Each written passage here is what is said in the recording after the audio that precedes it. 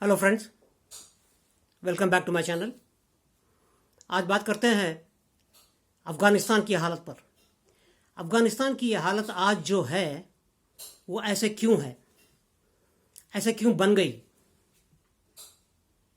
तो इसको हमको थोड़े बैकग्राउंड में जाकर देखना पड़ेगा कि इसके कारण क्या हैं। तो इसके कारण आज जो सिचुएशन है, अमेरिका जब छोड़कर जा रहा है तो ये सिचुएशन बनी कैसे। 2001 में 11 सितंबर के दिन अल कायदा ने अमेरिका पर एक अटैक किया था। शायद 15-20 साल के जो लड़के लड़कियां हैं उनको ये पता नहीं होगा या फिर जानकारी बहुत कम होगी।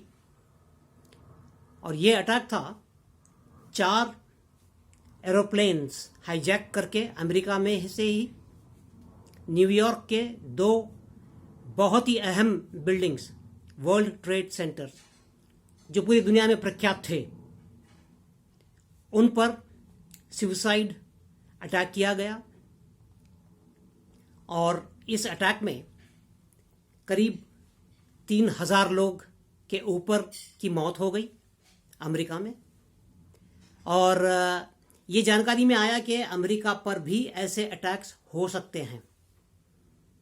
इतना स्ट्रांग देश, इतना बड़ा देश और इतना फॉरवर्ड देश, हम कहते हैं कि हर इंटेलिजेंस उनके पास है, लेकिन फिर भी ये अटैक हुए, तो इसका हर्जाना तो भरना ही था।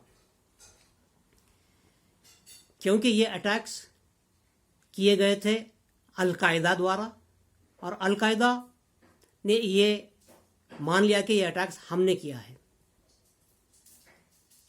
और अल कायदा का जो सरगना था ओसामा बिन लादेन, उसने डिक्लेयर किया कि ये हमारी लड़ाई है अमेरिका के ख़िलाफ़, ऐसी लड़ाई हम लड़ेंगे। और जब तक ओसामा बिन लादेन अफ़गानिस्तान में आकर बस गया था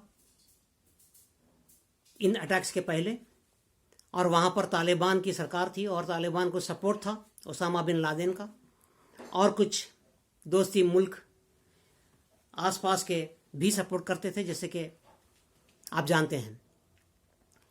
तो ये शुरू हुआ, ये नया प्रॉब्लम है अफ़गानिस्तान का। इसके पहले भी अफ़गानिस्तान को बहुत से प्रॉब्लम्स आए हैं, मैं अगले वीडियोज़ में डिस्कस करूँगा वो, या शेयर करूँगा आपके साथ में।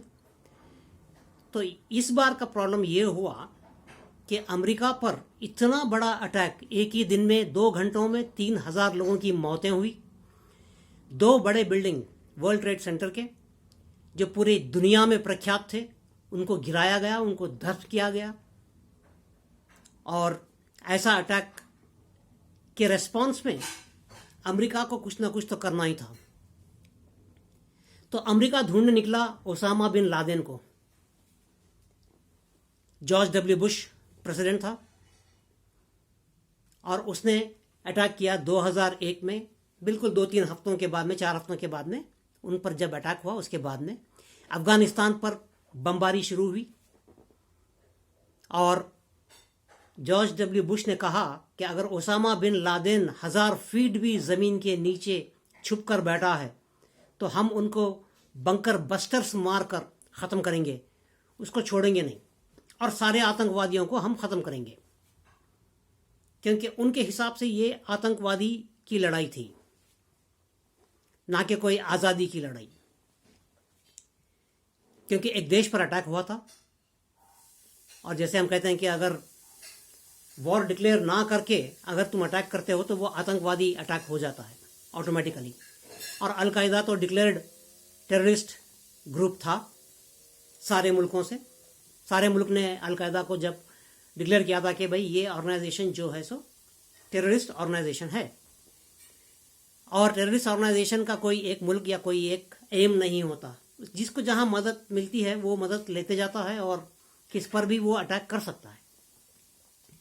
तो ऐसी हालात में ये अफ़गानिस्तान की सिचुएशन चालू हुई आज की।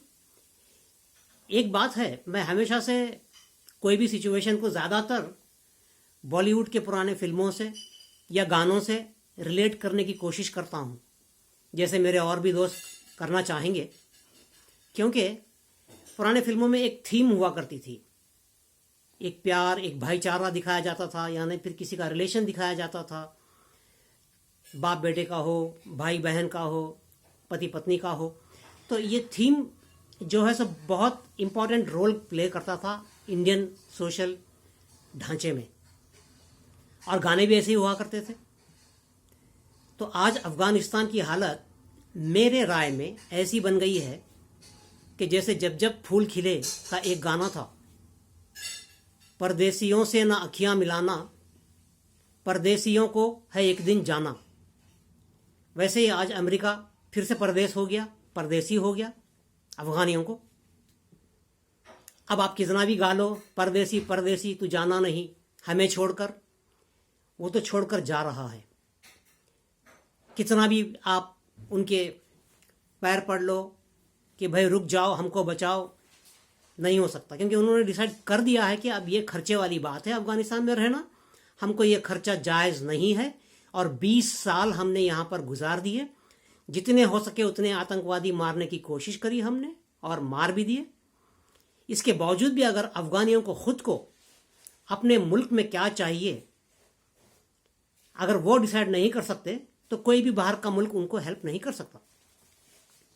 हालांकि अफगानी आर्मी की ट्रेनिंग भी हुई अमरीकी द्वारा, लेकिन एक बात ये भी है जानकारी में हमको लेना चाहिए कि जब तक एक मुल्क खुद अपने पैरों पर खड़ा होकर ये नहीं कहता कि हमको ये चाहिए,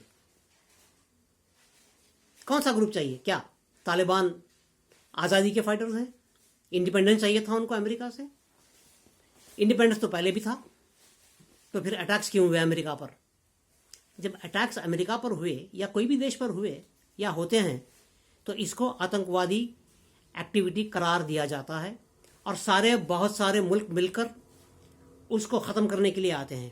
तो इसलिए अफगानिस्तानियों को या अफगानियों को अपने विचार से, अपनी ताकत से अपने मुल्क को सक्षम बनाना पड़ेगा अगर किसी भी चीज़ से फाइट करना है, क्योंकि परदेसी तो आते रहेंगे और जाते रहेंगे। आज हम सुन रहे हैं कि अमेरिका ने और इंग्लैंड ने मिलकर 6000 लोगों को वहाँ से खाली करवाया, या फिर हम रोज़ 1000-1500 लोगों को खाली करवा रहे हैं, वहाँ से शरणार्थियों को ले जा रहे हैं। ये शरणार्थी नहीं है, ये ज़्यादातर खुद उनके नागरिक हैं, अमेरिकी नागरिक हैं और इंग्लिश नागरिक हैं, जिनको वो लोग खाली कराने की प्रयास में लगे हैं। इनमें से जो लोग 20 साल अमेरिकी आर्मी को, मिलिट्री को, जो वहाँ पर मौजूद थे, लोकल अफ़गानी जो उनको हेल्प किए और उनकी फैमिलीज़ को कहीं और शरण मिल गया, तो उनमें से चंद लोग हैं जो उनको वो ले जा रहे हैं। ऐसा नहीं है कि 6000, 8000, 10,000 सारे के सारे अफ़गानियों को ले जा रहे हैं ये लोग। सपोर्ट जितना भी मिले, किसी भी कंट्री से मिले, लेकिन लड़ाई तो पहले आपको लड़नी है।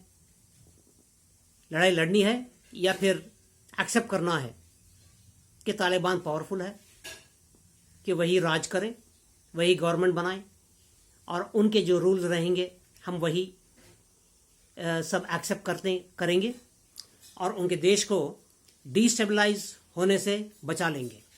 वैसे भी इकोनॉमी कोई बड़ी है नहीं वहाँ की, गरीब मुल्क है। तालिबान की गवर्नमेंट को अगर फॉर्म हो गई अफ़गानिस्तान में, तो किन किन कंट्रीज़ का उनको सपोर्ट मिलेगा और उनको मान्यता मिलेगी, ये हम अगले वीडियो में डिस्कस करेंगे। Thank you very much.